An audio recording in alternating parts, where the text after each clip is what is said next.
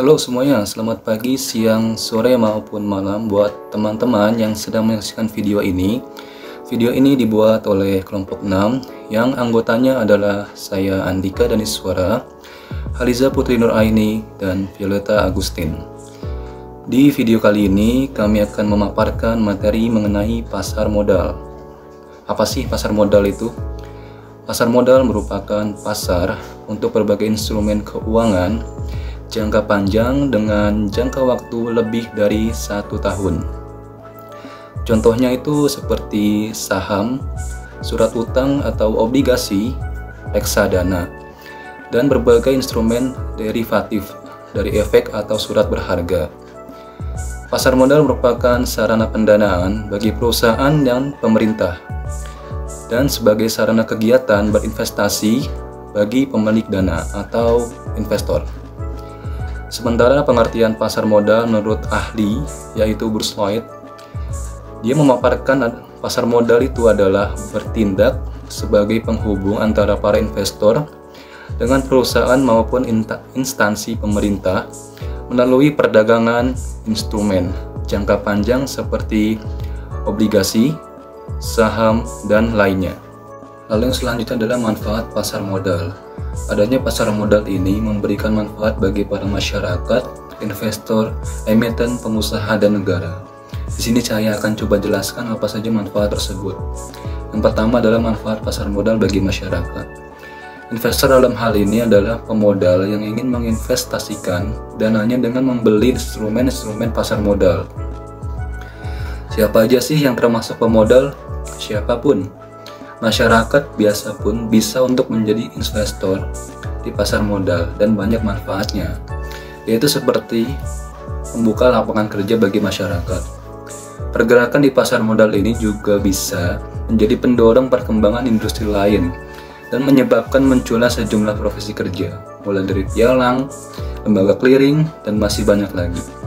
Ini disebabkan penawaran umum dari emiten tidak dapat diselesaikan sendiri oleh perusahaan emiten karena prosesnya yang kompleks dan menambah alternatif investasi. Jika yang dilakukan di bidang properti seperti tanah ataupun rumah pada umumnya membutuhkan modal yang besar, kini masyarakat juga bisa berinvestasi di pasar modal tanpa modal yang besar. Contohnya di investasi reksadana, calon investor bisa berinvestasi dengan hanya modal awal di bawah 500.000. Begitu juga dengan investasi di sektor saham. Yang kedua adalah manfaat pasar modal bagi investor. Masyarakat dapat memperoleh manfaat pasar modal bagi investor ketika membeli dana menggunakan instrumen-instrumennya. Banyak manfaat pasar modal bagi investor yang bisa diperoleh masyarakat ketika berinvestasi, yaitu pertama, nilai investasi berkembang mengikuti pertumbuhan ekonomi. Peningkatan tersebut tercermin pada meningkatnya harga saham yang mencapai capital gain. Yang kedua, memperoleh dividen bagi mereka yang memiliki atau memegang saham dan juga bunga yang mengambang bagi pemegang obligasi. Dan yang ketiga, dapat sekaligus melakukan investasi dalam beberapa instrumen yang mengurangi resiko. Yang ketiga adalah manfaat pasar modal bagi emiten. Selain menguntungkan pihak investor, pasar modal juga bermanfaat bagi emiten, yang merupakan perusahaan pengelola aktivitas pasar modal. Tanpa perusahaan yang menjual instrumen, tentu tidak akan ada modal yang diputar, sehingga investor dan pemerintah tidak dapat memperoleh manfaat di pasar modal. Manfaat pasar modal bagi emiten yaitu, pertama, pembiayaan yang lebih murah. Dalam beberapa kasus, biaya modal yang diperoleh melalui penerbitan saham atau obligasi bisa lebih murah dibandingkan dengan pinjaman bank, terutama jika kondisi pasar modal sedang baik. Yang kedua, penggalangan dana. Emiten dapat memperoleh dana dalam jumlah besar dari investor melalui penerbitan saham atau obligasi. Dana ini bisa digunakan untuk ekspansi usaha, membiayai proyek baru, atau memperbaiki struktur modal perusahaan. Selanjutnya adalah struktur pasar modal. Struktur pasar modal ini terdiri dari beberapa komponen, yaitu pertama adalah Otoritas Jasa Keuangan atau OJK. OJK adalah lembaga independen yang mengawasi dan mengatur sektor jasa keuangan, termasuk pasar modal. OJK bertanggung jawab untuk memastikan stabilitas dan integritas pasar modal, melindungi investor, serta menjaga kepatuhan terhadap peraturan. Yang kedua adalah Clearing Penjaminan Efek Indonesia atau KPEI. KPEI adalah lembaga yang menyediakan jasa clearing dan penjaminan penyelesaian transaksi di pasar modal. KPEI ini berperan penting dalam memastikan bahwa setiap transaksi efek diselesaikan dengan tepat waktu dan efisien, sehingga mengurangi resiko gagal bayar. Yang ketiga adalah Bursa Efek Indonesia atau BEI. BEI yaitu tempat bertemunya penjual dan pembeli efek, kayak saham, obligasi, dan instrumen lainnya. BEI menyediakan infrastruktur perdagangan dan mekanisme yang transparan dan juga teratur, serta memastikan adanya likuiditas di pasar modal. Yang keempat adalah Custodian Central Efek Indonesia atau KSEI, yaitu lembaga yang menyediakan jasa kustodian dan penyelesaiannya transaksi efek secara elektronik. KSEI ini memastikan bahwa pencatatan dan penyimpanan efek dilakukan dengan aman dan efisien, serta memfasilitasi transfer kepemilikan efek. Yang kelima adalah perusahaan efek. Perusahaan efek itu adalah entitas yang melakukan kegiatan usaha sebagai perantara perdagangan efek, penjaminan emisi efek, dan manajer investasi. Perusahaan efek membantu investor dalam melakukan transaksi jual beli efek dan menyediakan layanan terkait investasi lainnya. Yang keenam adalah Lembaga Penunjang Pasar Modal. Lembaga Penunjang Pasar Modal adalah institusi yang mendukung operasional pasar modal seperti agen pemeringkat kredit, biro administrasi efek, notaris, konsultan hukum, dan lembaga lainnya yang menyediakan layanan pendukung bagi pelaku pasar modal. Yang ketujuh adalah profesi penunjang pasar modal, yaitu profesional yang memiliki keahlian khusus dan memberikan jasa kepada pelaku pasar modal, seperti akuntan publik, konsultan hukum, penilai, dan profesi lainnya yang terdaftar diakui oleh OJK. Yang kedelapan adalah emiten. Emiten adalah perusahaan atau entitas yang menerbitkan efek untuk dijual kepada publik melalui pasar modal. Emiten bisa berupa perusahaan publik yang menjual sahamnya melalui IPO atau Initial Public Offering, atau menerbitkan obligasi dan instrumen lainnya untuk mendapatkan dana. Dan yang kesembilan adalah investor. Investor adalah individu atau institusi yang membeli dan memegang efek dengan tujuan untuk mendapatkan keuntungan. Investor bisa berupa investor retail, institusi, atau investor asing yang berpartisipasi dalam pasar modal untuk berinvestasi. Produk pasar modal. Yang pertama yaitu ada saham. Saham adalah surat berharga yang menjadi bukti kepemilikan atas sebuah perusahaan. Investor yang memiliki saham di sebuah perusahaan berhak untuk mendapatkan dividen atau pembagian laba. Proses penjualan saham di pasar modal dimulai dari penawaran umum, yaitu IPO atau Initial Public Offering. Dan untuk pertama kalinya saham perusahaan dijual ke publik. Setelah IPO selesai, saham akan listing di bursa efek agar bisa diperjualbelikan secara umum. Yang kedua yaitu ada surat utang. Surat utang jangka menengah panjang yang dapat dipindah tangankan. Instrumen ini berisi janji dari pihak yang menerbitkan untuk membayar imbalan berupa bunga kepada pembeli obligasi sesuai jangka waktu yang telah ditentukan. Sebuah obligasi bisa diterbitkan oleh perusahaan maupun pemerintah atau negara. Yang ketiga yaitu ada reksadana. Reksadana merupakan produk investasi di mana dana dari investor akan dikelola oleh manajer investasi agar memperoleh keuntungan, sehingga investor tidak perlu memikirkan strategi dan cara mengelolanya.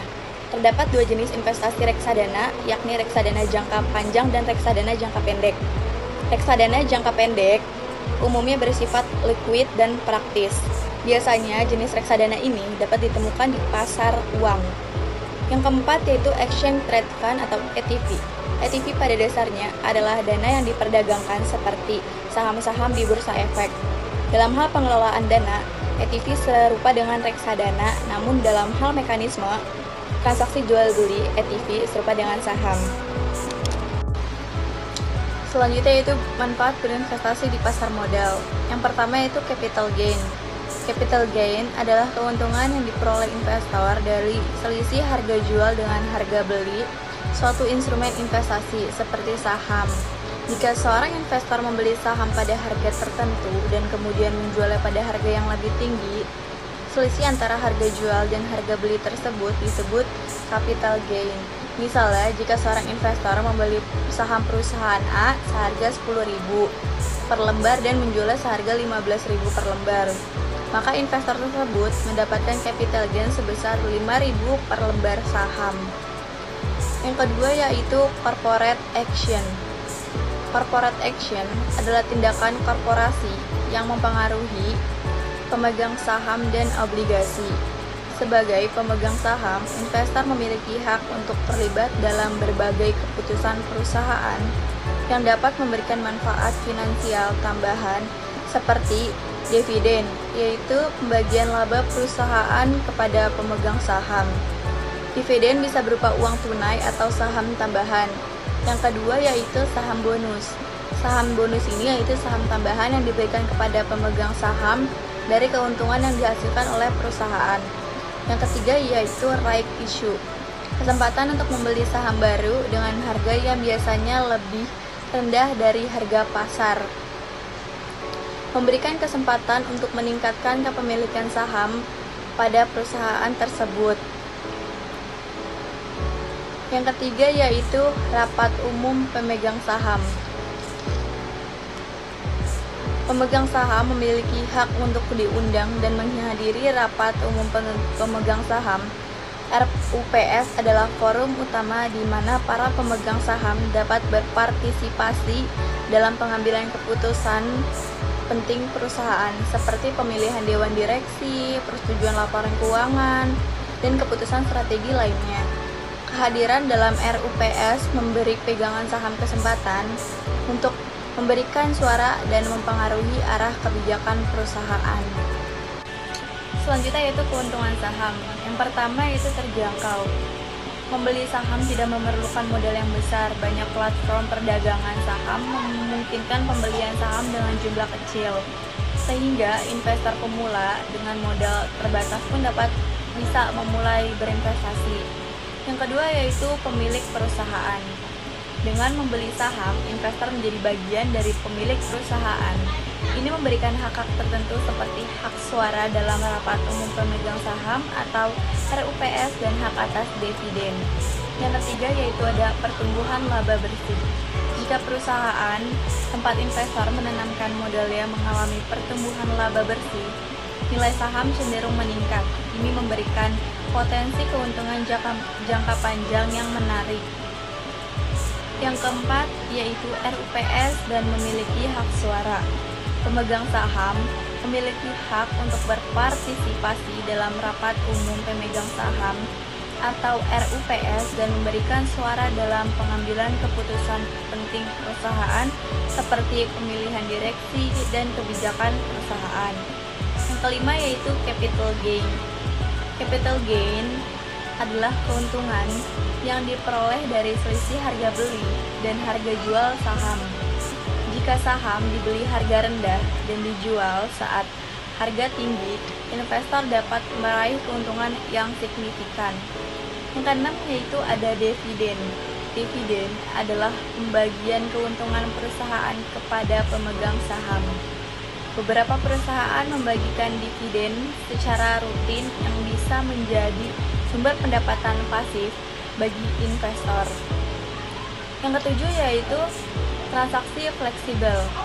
Saham dapat diperjualbelikan kapan saja selama jam perdagangan bursa. Fleksibilitas ini memungkinkan investor untuk dengan mudah mengakses dan mengatur portofolio investasinya sesuai kebutuhan dan kondisi pasar. Obligasi berdasarkan penerbitan. Yang pertama yaitu obligasi korporasi, diterbitkan oleh perusahaan swasta nasional termasuk badan usaha milik negara atau BUMN dan badan usaha milik daerah atau BUMD. Tujuan dana ini yang diperoleh dari penerbitan obligasi korporasi biasanya digunakan untuk ekspansi bisnis, pengembangan proyek baru atau restrukturisasi utang. Risiko yang terkait dengan obligasi. Assalamualaikum warahmatullahi wabarakatuh. Perkenalkan, nama saya Violet Agustin dari kelompok 6 ingin menjelaskan tentang konsep dasar reksadana. Reksadana adalah sarana untuk menghimpun dana dari masyarakat yang memiliki modal atau sebagai unit penyertaan untuk menginvestasikan dalam berbagai saham atau instrumen investasi lainnya oleh manajer investasi.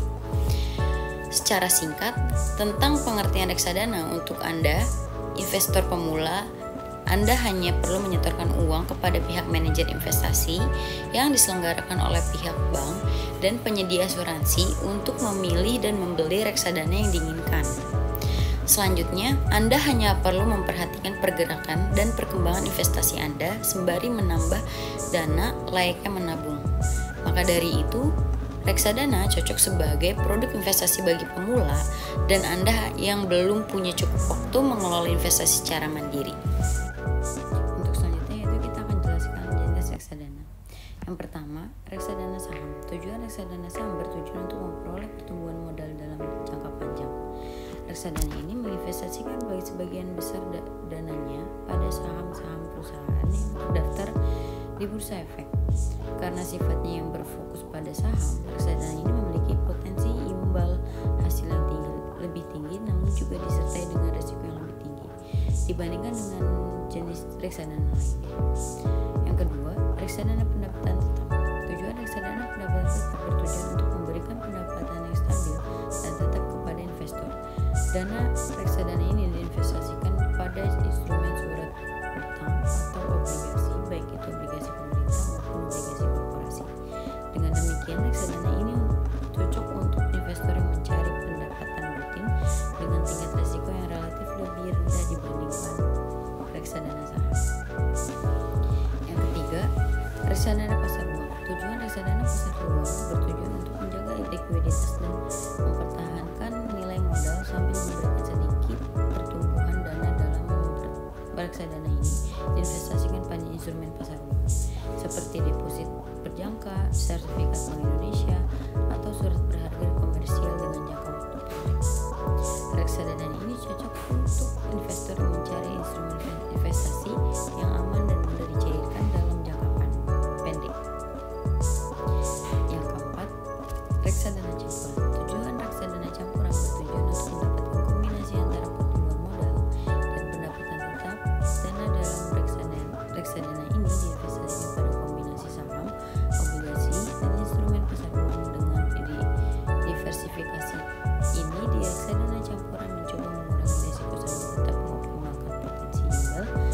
Hasil reksadana ini cocok untuk investor dengan profil risiko moderat yang menginginkan keseimbangan antara pertumbuhan dan stabilitas. Untuk selanjutnya yaitu kita akan jelaskan manfaat investasi reksadana. Yang pertama, kinerja portofolio dikelola dan dipantau oleh manajer investasi. Penjelasan, manajer investasi adalah profesional yang memiliki keahlian dalam mengelola dana investasi. Mereka bertanggung jawab untuk membuat keputusan investasi berdasarkan analisis pasar dan strategi yang telah ditentukan dengan adanya manajer investasi. Investor tidak perlu repot untuk memantau dan mengelola investasinya sendiri. Manfaat investor dapat merasa lebih tenang karena portofolio mereka dikelola oleh para ahli yang berpengalaman dan memiliki pengetahuan mendalam tentang pasar keuangan. Yang kedua, mudah didapatkan. Saat ini reksadana dapat dibeli dengan mudah melalui berbagai platform termasuk bank, perusahaan sekuritas, dan aplikasi investasi online. Proses pembelian juga sederhana dan dapat dilakukan secara online tanpa perlu proses yang rumit. Manfaat, kemudahan akses ini memungkinkan berbagai kalangan masyarakat untuk berinvestasi di reksadana tanpa harus menghadapi hambatan teknis atau birokrasi yang kompleks. Yang ketiga, diversifikasi investasi dengan dana yang terjangkau. Reksadana mengumpulkan dana dari banyak investor untuk diinvestasikan dalam berbagai instrumen keuangan seperti saham, obligasi, dan pasar uang. Dengan diversifikasi ini, risiko investasi menjadi lebih tersabar sehingga mengurangi potensi kerugian besar dari satu aset tertentu. Investor dengan dana terbatas bisa mendapatkan keuntungan dari diversifikasi yang biasanya hanya dapat dicapai oleh investor dengan modal besar. Dengan demikian, mereka dapat mengurangi risiko investasi dengan modal yang relatif lebih kecil. Terima kasih. Untuk selanjutnya yaitu kita akan jelaskan resiko investasi reksadana. 1. Resiko berkurangnya NAB atau nilai aset bersih dari reksadana bisa berkurang karena fluktuasi nilai investasi. Ini terjadi ketika aset-aset dalam portofolio reksadana seperti saham atau obligasi mengalami penurunan nilai. Ini adalah risiko yang umum terjadi dalam investasi reksadana. Kedua, risiko likuiditas. Risiko likuiditas terjadi ketika reksadana memiliki kesulitan menjual aset-asetnya dengan cepat untuk memenuhi permintaan pencairan dari investor. Ini bisa terjadi jika aset-aset dalam portofolio reksadana sulit untuk diperdagangkan atau tidak likuid. Yang ketiga, risiko one price tax. Risiko ini terkait dengan obligasi dalam portofolio reksadana. Jika penerbit obligasi gagal membayar bunga atau pokok utangnya, hal ini dapat berdampak negatif pada kinerja reksadana yang memiliki obligasi tersebut, karena nilai investasi dapat berkurang atau bahkan mengalami kerugian. Thanks for watching.